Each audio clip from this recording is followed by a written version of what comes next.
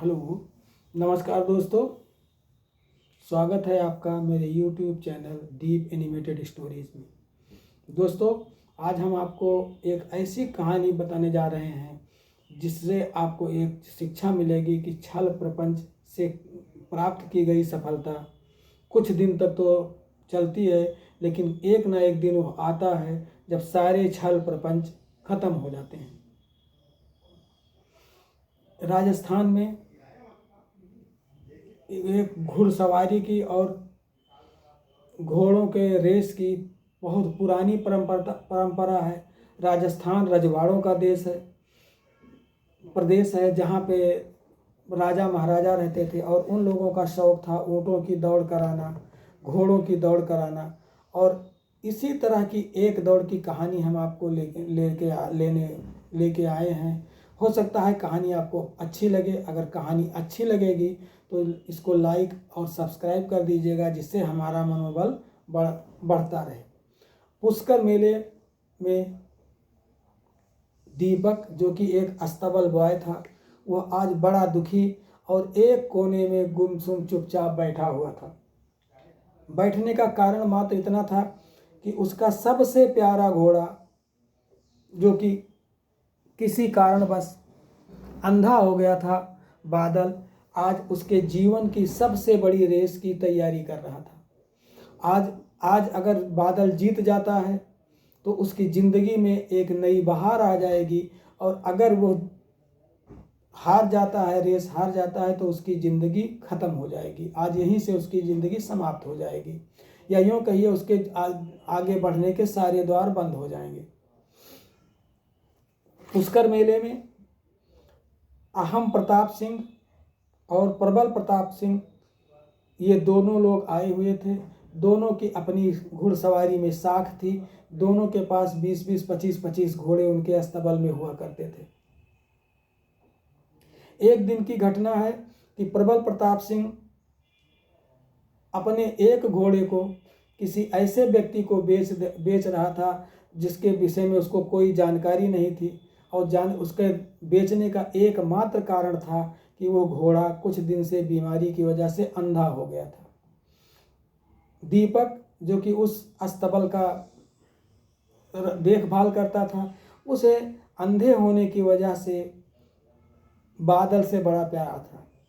बादल को बिकता देख करके उसकी आत्मा टूट रही थी। वो झकझोर रहा था कि कैसे करें, लेकिन रजवाड़ों के डर से वो कुछ बोल नहीं पा रहा था। किंतु एक समय आया जब वो उसको बेचने की तैयारी कर रहे थे, और उसे केवल 10,000 रुपये में बेचने को तैयार हो गए थे प्रबल प्रताप सिंह। तो दीपक ने के मुँह से, या दीपक अपनी भावनाओं पे काबू न रख सका, और उसने कहा, मालिक, आप इस घोड़े को नहीं बेच सकते हैं। यह घोड़ा ही इस बार की रेस जीतेगा, और रेस मैं जिताऊंगा। प्रबल प्रताप सिंह की आंखों में गुस्से के भाव आए, और अपने मूँछों पे ताव देते हुए उन्होंने कहा, तेरी हिम्मत कैसे हुई मुझसे बात करने की? तेरे दादा परदादा मेरे यहाँ काम करते मर गए, और किसी के हिम्मत नहीं हुई थी कि मुझसे वो बात करे और इस तरह से मेरी बात को काटे। दीपक उनके चरणों में गिर जाता है और कहता है, मालिक, ये मैं मानता हूँ कि मेरे पिताजी, मेरे बाबा जी आपके यहाँ घुड़सवारी की शिक्षा देते थे और घोड़ों की रक्षा करते थे, किंतु आज मैं इसको नहीं जाने दूंगा। ये इसके प्रति मेरा एक विशेष लगाव है। हमें एक मौका तो दीजिए। अगर हम अब उसमें नहीं सफल होते हैं तो आप मुझे निकाल भी सकते हैं, और मुझे जो सज़ा चाहे दे दीजिएगा। प्रबल प्रताप सिंह के मन में भी समझ में आया कि चलो 3 पीढ़ी से इसके लोग हमारे यहाँ काम कर रहे हैं, मैं इसको एक मौका दे देता हूँ। घोड़े को उन्होंने बेचना बंद कर दिया, किंतु यह कहा कि यह घोड़ा 1 करोड़ की रेस में दौड़ेगा। अगर वो जीत जाता है तो उसका आधा भाग तुम्हें मिलेगा, और नहीं जीतता है तो आप घोड़े को ले करके हमारे यहाँ से चले जाइएगा। दीपक इन बातों को अपने मन में ले लेता है, अपने दिल पे लेता है, और उसे अपने बाबा की बात याद आती है। जब वो बहुत छोटा बच्चा था, उसके बाबा कहा करते थे कि बेटे, जानवर जो होते हैं वो आपकी भावनाओं को समझते हैं, आपकी बातों को सुनते हैं और समझते हैं, बशर्ते आप उनसे दिल से प्यार करके उनको ये चीज़ों को सिखाओ। दीपक आज रात सो न सका। पूरी रात वो बैठा रहा, और जा कर के बार बार वो बादल के गर्दन को खुजलाता था, उसको सहलाता था, उससे प्यार से बातें करता था, उसके कान में कहता था, बादल अब तेरे और मेरे ज़िंदगी और बात का सवाल आ गया है। मैं तुझको ट्रेनिंग दूंगा। मैं मानता हूँ कि तू आँखों से अंधा है और आँखों से अंधा होने की वजह से तू रेस में वो स्पीड नहीं ले सकता जो अन्य घोड़े लेंगे, लेकिन मैं तुझको ट्रेनिंग दूंगा। मेरे बाबा मुझे बताया करते थे कि सीटी से भी जानवरों को दौड़ाया जा सकता है, उनको सीटी की ट्रेनिंग दी जा सकती है। ध्यान रखना, अगर मैं एक सीटी बजाऊंगा तो तुझे सीधे दौड़ना है। अगर 2 बजा देता हूं तो बाएं मुड़ जाना और 3 बजाता हूं तो दाएं मुड़ जाना। चौथी सीटी पे तुम्हें रुक जाना है। आज दीपक घर पे आया, रात को सोया, सुबह जा करके फिर उसके साथ यही काम किया। जब सारे घोड़ों की सेवा करके वो बैठ जाता था तो केवल और केवल बादल को लेकर के उसके साथ सेवा, उसके ट्रेनिंग देता था। रात के 10 बजे से उसकी ट्रेनिंग वो शुरू करता था और उसको पहली सीटी पे दौड़ना है, उसका रास पकड़ के आगे दौड़ाता था। दूसरी सीटी जब लगाता था तो बाएं घूम मुड़ा देता था, तीसरी लगाते हैं फिर दाएं, और चौथी लगाता था तो उसको बंद करता था। धीरे धीरे करके उसकी मेहनत रंग लाने लगी। अब बादल उसकी सीटी को समझने लगा था और उसके हिसाब से वो अपना प्रदर्शन करता था। 1 महीना 1.5 महीना बीतते बीतते, चूंकि पुष्कर मेला 2 महीना आने का था, बादल एक ट्रेंड घोड़े की तरह उसकी सीटी का अनुसरण करने लगा। अब बादल और दीपक में इतना प्यार हो चुका था कि वे एक दूसरे के बिना जीना भी नहीं समझ पा रहे थे। ट्रेनिंग उसकी चलती रही और अंत में जब 4 दिन रह गया तो बादल के ट्रेनिंग की सूचना अहंग प्रताप सिंह को भी पता लग गई। उसने अपने लोगों को उनके पास भेजा और पता कराया कि इसकी ट्रेनिंग कौन दे रहा है। उसके गुप्तचरों ने जाके बताया कि उसकी ट्रेनिंग केवल और केवल दीपक दे रहा है और आज उसका जो सब अंधा घोड़ा था बादल, वो एक बहुत अच्छा धावक घोड़ा बन चुका है।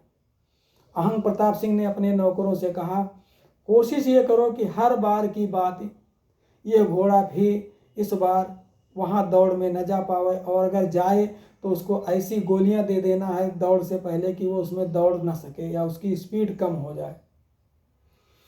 रात के 11 बज रहे थे।